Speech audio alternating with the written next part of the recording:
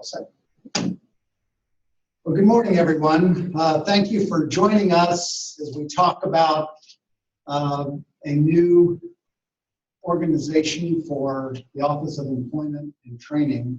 Before we start, I wanted to tell you that Beth Kuhn expresses her regret that she couldn't be here this morning. She's halfway around the world in a family trip that was set up 14 months ago. Otherwise, she would be here with us this morning. We are announcing today a reorganization of this office, of our Office of Employment and Training. And I wanted to share with you why this is happening and why it's happening now. As part of this reorganization, there are two driving factors that bring this about. The first, you may be familiar with under WIOA, are requiring a consolidation. Covington isn't hearing anything. Hold it. We have a technical glitch. Just 1 second. Let's ask and check in. Is there anyone else that can't hear besides Covington? Yeah. Is there anyone else? I think we've got a difficulty in being heard in Covington. Anyone else? Send us a message if you can't be heard, if you're not hearing us. Susan will tell them to see if they can check their mic.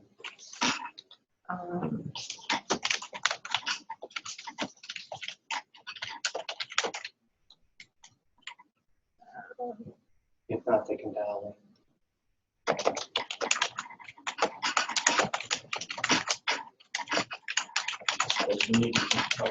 Yeah, we'll just go on here. It reminds me 50 years ago, whenever we had an AV presentation in grade school, 20% of the time there was a glitch, and nothing has changed, even though technology's exploded. We're just going to head on here. Hopefully, Covington, you'll be able to connect. As I was saying, there's a couple of factors that are bringing about this reorganization and why it needs to be today. One of those factors is under WIOA, required consolidation, going to full career centers, the end of standalone centers being able to be funded through the grants that our operations are funded by. And so part of the reorganization today will address that necessary reorganization. So we'll be taking our number of local office organizational units, for instance, from 33 to 12. Those will be within administrative regions where we have 10 today. We'll have 5 in the new structure. There's a second piece to this, and the reason that it has to be addressed today and cannot wait any longer, and that is we're not operating within the dollars available to us in the grants. As you may know, with increased employment, the dollar amounts of the grants has declined significantly from half a dozen years ago. And this reorganization will allow us to work within the grant limits that we have today, both for this year and 2018 as well. This reorganization brings about a change in the number of positions in OET. And as a result of it, we'll have 95 individuals with OET that will need to be transferred either into other positions within the cabinet or in other positions within state government. And I think this is an important point. For these 95 employees, it is a transfer. Every person will be offered a position either within the cabinet or within state government. And you have our full support on that item, and we'll hear more from personnel in just a minute. I mentioned earlier that we're going to 12 local office organizational units. These will be the hubs in the new system as we formulate the workforce system for the future. Many other states have gone down this path of hub and spoke system. Our 12 hubs will be in the cities of Bowling Green, Covington, Elizabethtown, Hazard, Hopkinsville, Lexington, Louisville, Moorhead, Owensboro, Paducah, Prestonsburg, and Somerset. In addition to these 12 organizational units, there are 8 other locations that are managed within those existing organizations, within those 12 existing organizational units. And we'll be working with the workforce development boards to determine exactly how we will best provide services in the future. Some of that may mean that offices that are not in this list I just mentioned today could potentially remain open, that our partners keep them open, that OBR might be located there, that an OET employee may be there on a part-time basis, even though your full-time responsibility will be at the hub, that maybe Mondays and Wednesdays, you will be there to be a resource for that office that wasn't on this list of 12. So yesterday we met with workforce development boards, and they are beginning to formulate a plan, because this is not a closure plan. This is a plan for right-sizing from a resource standpoint and streamlining the management structure, but determining which offices will remain open and how we will use mobile technology to service those other areas that are not in this list of 12. We'll hear more from personnel in just a second. From Mary Elizabeth, we'll be meeting with each affected individual on a one-on-one basis. This order will take effect on February the 16th. So from now until the 16th, we'll be working through obviously a lot of the organizational aspects. On the unemployment insurance side, for those that might have questions, because close to 70% of our activities in our centers today revolve around unemployment insurance benefits. We are building a stronger access, whether it's internet, phone, call center, but we take those responsibilities very seriously, and we'll be announcing a new plan on how to better connect for unemployment insurance, especially on the benefits side. This new model, as it's developed and rolled out, will also include new technology provisions that we haven't had before, and investment by this cabinet in new ideas that we're seeing showing up in other states that just hasn't come to OET yet here in Kentucky. So that'll show up here in the very near future. You know, over the past 2 years, we've been operating under a hiring freeze. And the reason for that is that expenditures have been significantly above the grants that have been available to us. For your information, in the last year, under Wagner Pizer and many that we're speaking with today, been involved and are very familiar with Wagner Pizer grants. Last year we received $8.6 million, and we actually spent over $13 million. And that just can't continue. So the federal government has reduced those dollars available to us, and this reorganization will also address that for the foreseeable future. My goal is that we don't have a hiring freeze, because it has created a lot of hardships on providing the kind of services that we hope to provide, and has created some strange circumstances across the state where we have a lot of retirements in one area and almost no retirements in another area. So over the past 2 years, the number of field staff has reduced by 18%. Central office hasn't been immune from that. The number of positions here in central office has reduced by 25% over these past 2 years. You know, I'm thankful to you for this time of uncertainty, and reducing the number of individuals to meet our clients' needs has gone down, and you have stepped up and met those needs. And I'm thankful that you have done that. This is a difficult time as well, and I will need you to step up once again, and because our clients are at the top of this pyramid, and to meet their needs. It's a challenging time, and we're committed to full support of you as we move forward. We move now to my left is Mary Elizabeth from Personnel, Mary Elizabeth Bailey, and she will share some additional information. Thank you, Secretary. Good morning. My name is Mary Elizabeth Bailey. I'm Commissioner of Human Resources Administration for the Personnel Cabinet. And as you've heard today, there will be a reorganization in your agency. Reorganizations are not new to state government. We have done several over the past 10 years to ensure efficiency and ensure that we're able to meet the budgetary landscape that's set forth for each agency.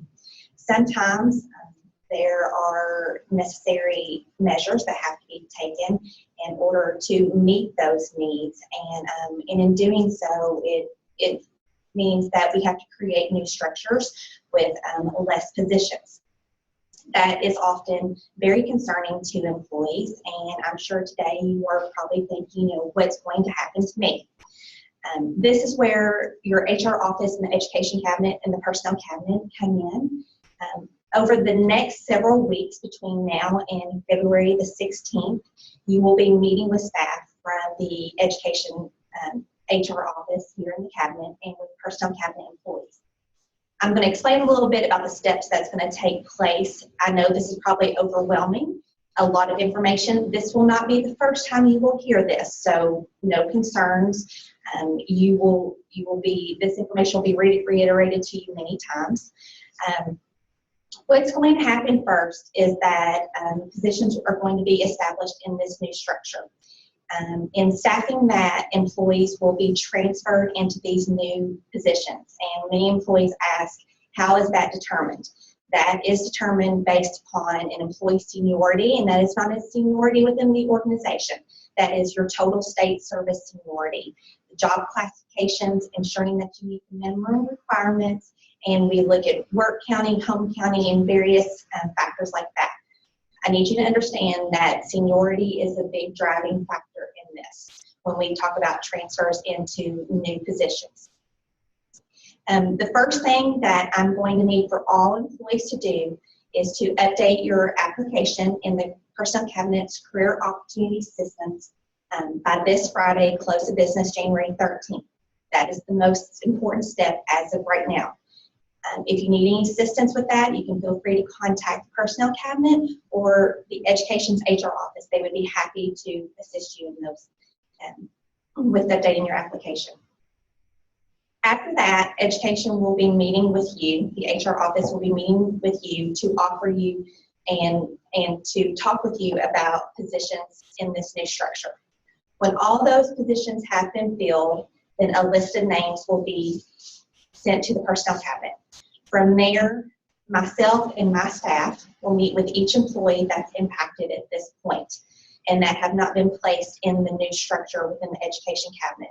From there, we will sit down and talk with you about other opportunities within state government. The most important factor here is that we want to make sure that all employees retain employment without loss of pay and benefits. That is the goal of the Personnel Cabinet. That is the most important thing that I want you to take away from today. You probably will not have the same job that you have today. Your duties will probably change. You will have a new supervisor. It might be in a new location. But our most important goal is that you continue employment without loss of pay and benefits.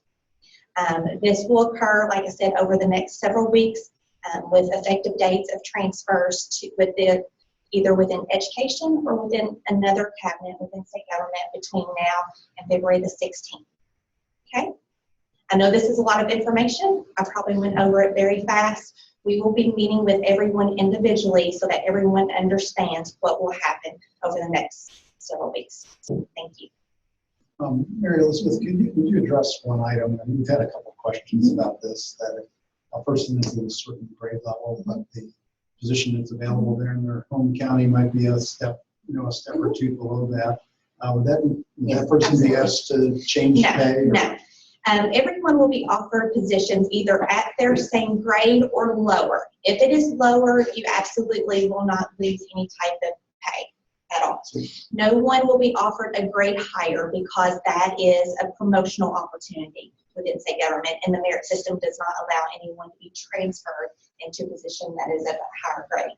So yes, it is very likely that many employees will be transferred into positions that are either a different job title or a different grade than what they have now, but they will retain their salary. What it is today. Yes. All right, thank you very much. Also with us is Andy Hightower to my right, and Andy heads up policy, workforce policy in the cabinet, and involved in not just this reorganization, but how we can better meet the needs of clients in the future, and also working on some interesting cross-cabinet collaborations. But Andy has a few words for us talking about the future for OET.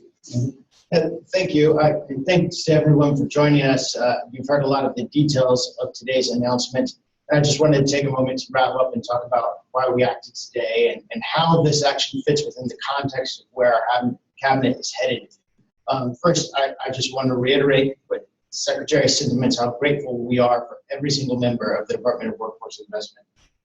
Your dedication to public service and to our mission of reemployment is obvious to us. When I first joined the cabinet, it was really apparent how much the hiring freeze impacted our cabinet's organization and how much of a strain it's placed across our cabinet. I've seen plenty of examples of those of you who've stepped up to fill any gaps and really reduce the impact from what has been a significant loss of personnel over the last 2 years. I truly appreciate the commitment you bring every day to the citizens of the Commonwealth. I'm grateful for the support of our HR team in this effort, led by Beth Steinley. They are going to be out in the state meeting with you and making sure you have the information you need, answer all of your questions, and if you have any questions about this transition of the transfer situation, call Beth Steinley and her team, and they will answer it as quickly as they can. As you've heard from Secretary Heiner, this reorganization is kind of the beginning of a process of realignment with the expectations that are set forth in the Workforce Innovation and Opportunity Act. The administration's priorities remain the same. We want to expand Kentucky's workforce. We're working to align the skills of that workforce with the needs of employers. And we want to empower Kentuckians to improve their lives. And you are going to remain a big part of that. All of our efforts and all of the changes this year are made with the expectation that we're building towards that goal. And this reorganization is really the beginning of a conversation about the modernization and future service delivery in the workforce.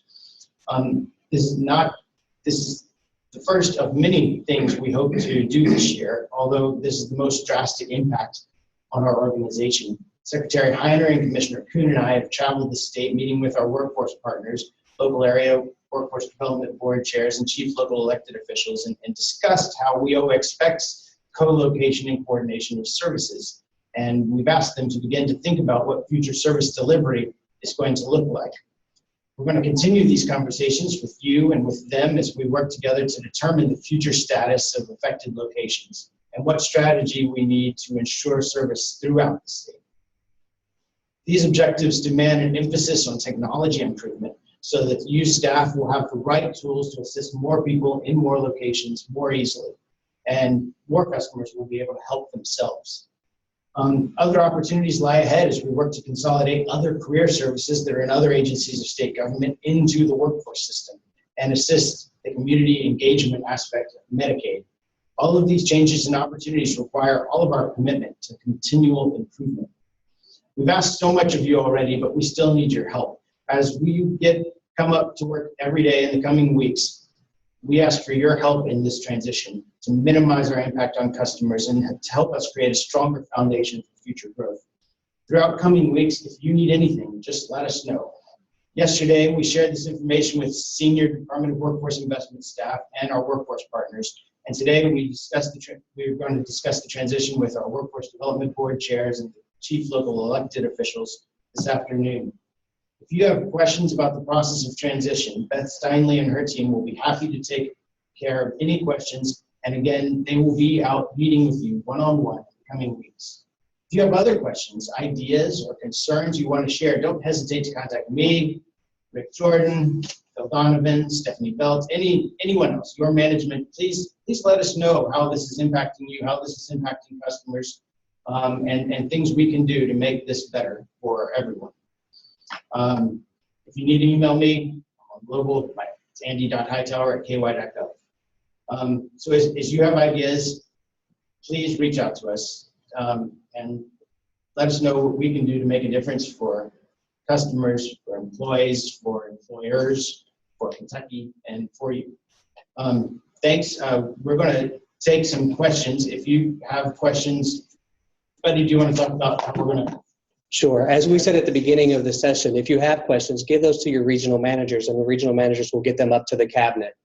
We do appreciate everybody joining us today. Mr. Secretary, is there anything you want to say before we end the session? Just appreciate everybody's willingness to work through this with us over the next 40 days or so. Thank you. Mr. Secretary, thank you. Commissioner, thank you. Andy, thank you. Again, get your questions to the regional managers. And remember that this session today is being recorded, so if anyone missed it, you will go to the KCC website, Team of Experts at the bottom of the page, and later today you will find that link. Thank you very much and have a good morning.